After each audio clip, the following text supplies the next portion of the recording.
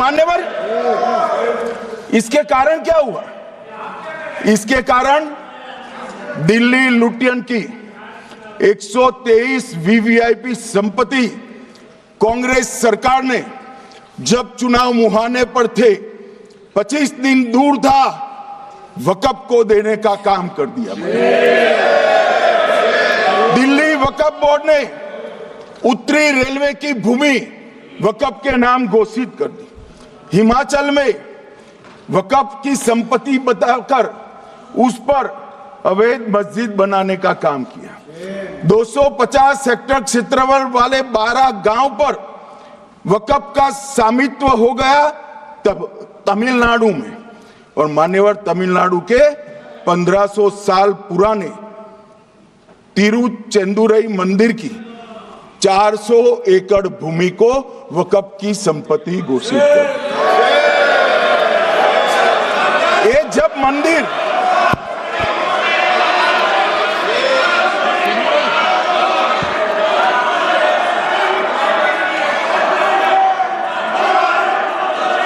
आपको मौका मिले अपनी बात के देना, प्लीज बैठिए। मान्यवर, कर्नाटक की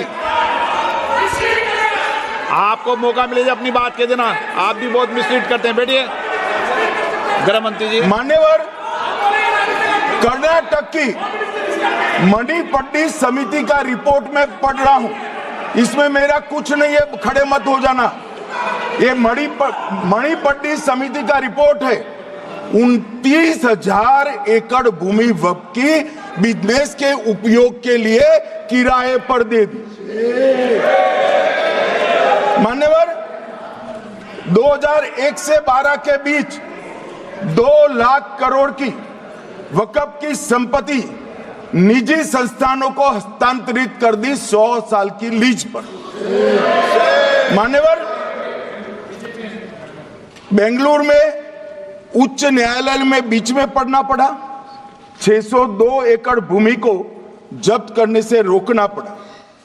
विजयपुर कर्नाटक के होनवाड़ गांव की 1500 एकड़ भूमि पर दावा कर उसको विवाद में डाला और 500 करोड़ की संपत्ति जिस भूमि का मूल्य है वहां 5 स्टार होटल को महीने 12,000 रुपए के किराए से दे दिया। अब मान्यवर ये कहते हैं कि इसका हिसाब किताब न करो, इसकी देखरेख न करो।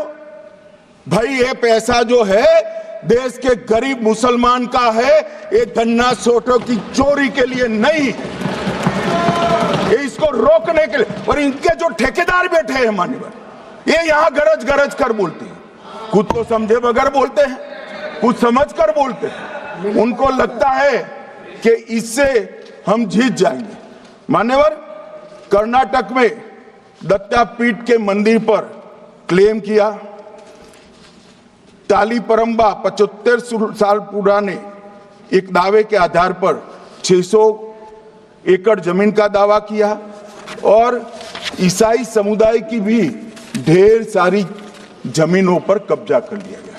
मान्यवर, आज देश के कई गणमान्य चर्च और चर्च के समूह वक्फ बिल का समर्थन कर रहे हैं। उनको लगता है कि इसका विरोध कर हम मुस्लिम भाइयों की सिंपैथी जीतकर अपनी वोट बैंक पक्का करेंगे, उसमें कोई फायदा नहीं होगा अखिलेश। इसलिए कि 4 साल में मुस्लिम भाइयों को मालूम पड़ जाएगा कि कानून तो उनके फायदे में है। और इसके साथ ये दक्षिण के सारे जो सांसद बोल रहे हैं, अपनी अपनी कॉन्स्टिट्यूएंसी में सारे चर्च को मान्यवर नाराज कर रहे हैं, उनको पता नहीं, सारे चर्च को नाराज कर रहे हैं। सारे चर्च ने रिजोल्व किया है कि हम खिलाफ इसका हम समर्थन करते हैं। मान्यवर, तेलंगाना में 66,000 करोड़ की 1700 एकड़ जमीन पर दावा कर दिया। असम में मोरीगांव जिले की 134 एकड़ भूमि पर दावा हुआ। बिहार का मैं लालू जी के कोर्ट के साथ बाद में बताता हूं। गुरुद्वारा से संबंधित हरियाणा की 14 मरला भूमि को वक्फ को सौंप दिया। और मान्यवर, प्रयागराज में चंद्रशेखर आजाद पार्क को भी वक्फ घोषित किया।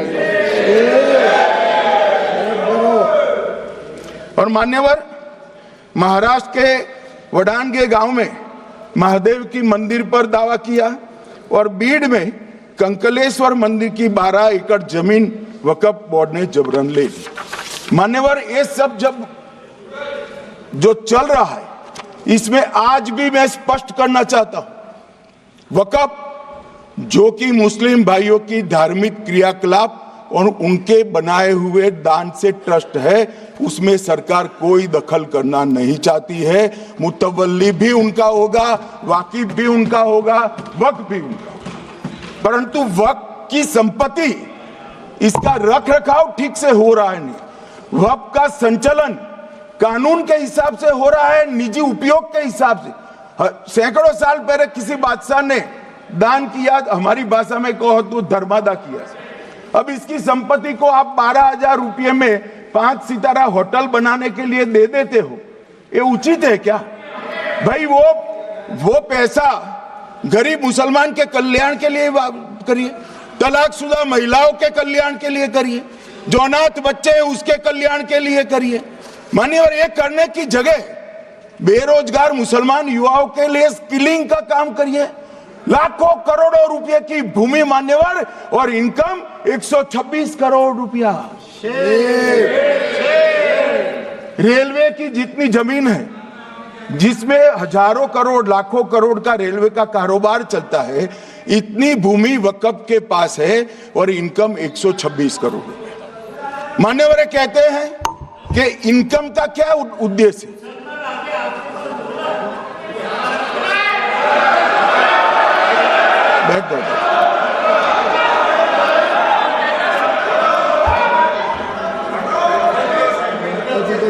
मान्यवर, मैं दादा की टेंशन समझ रहा हूं, ये बंगाल के मुसलमान भी सुन रहे हैं, तो उनको टेंशन होना स्वाभाविक है। मान्यवर, लालू प्रसाद जी, आज आरजेडी के सारे सदस्य बोले, जब 2013 का अमेंडमेंट आया, मैं लालू जी का तो पूरा पढ़ना चाहता हूं, बाकी सदस्यों का सिर्फ टोकन पढ़ूंगा। लालू जी ने क्या कहा? मैडम, सरकार जो यह संशोधन विधेयक पेश किया है, सरकार की पहल का हम स्वागत करते हैं। शाहनवाज हुसैन जी और अन्य माननीय सदस्यों ने अपनी बातों को यहां रखा, मैं उसका समर्थन करता हूं। आप देखिए, सारी जमीनें हड़प ली गई है, चाहे सरकारी हो या गैर सरकारी। वक्फ बोर्ड में जो काम करने वाले लोग हैं, उनके द्वारा सारी प्राइम लैंड को बेच दिया गया है। पटना में ही डाक बंगले की जितनी प्रॉपर्टी थी, सब पर अपार्टमेंट बन गए। इस तरह की काफी लूट खसोट हुई है। हम संशोधन विधेयक तो आपको अंत में लाए हैं, समर्थन करते हैं, लेकिन मैं चाहता हूं कि भविष्य में आप कड़ा कानून लाइए और ये जो चोरी करने वाले लोग हो, उनको जेल की सलाखों के पीछे। अब साहब, लालू प्रसाद की इच्छा इन्होंने तो पूरी नहीं की, नरेंद्र मोदी जी ने पूरी कर दी। ये लालू जी ने कहा था, एक कड़ा कानून लाइए। मान्यवर शरीफुद्दीन शरीफ, उन्होंने कहा, मंत्री जी समझते हैं कि शायद इससे मुसलमानों का वोट मिल जाएगा, लिहाजा मुसलमान लोगों ने भी खुद ही तबाही मचाई है, इसलिए मैं गुजारिश करूंगा कि इसके लिए आप सख्त कानून बनाइए, उनके हाथों में हथकड़ियां पहनाइए और जो उनके कब्जे किए हैं वो जमीनों बेचकर गरीब और तलाकशुदा मुस्लिम बहनों का कल्याण करिए। इसके बाद श्री हमीदुल्लाह सैयद लक्षद्वीप से थे, उनका भी इसी टोन का भाषण है। और मान्यवर, मैं आज की बात नहीं कर रहा हूं, 2013 का जो बिल कांग्रेस पार्टी लेकर आई, इसके विरोध में इनके समर्थकों ने जो कहा था, मान्यवर ये है। और क्या होगा भाई इससे? पारदर्शी ऑडिट होगी, आज ऑडिट ही नहीं हो रही। रिपोर्ट ऑनलाइन जमा करने की सिस्टम नहीं है, वो होगी, रिपोर्ट देनी पड़ेगी, बैलेंस शीट जमा करनी पड़ेगी, ऑडिट होगी, कैग के रिटायर्ड ऑफिसर ऑडिट करेंगे।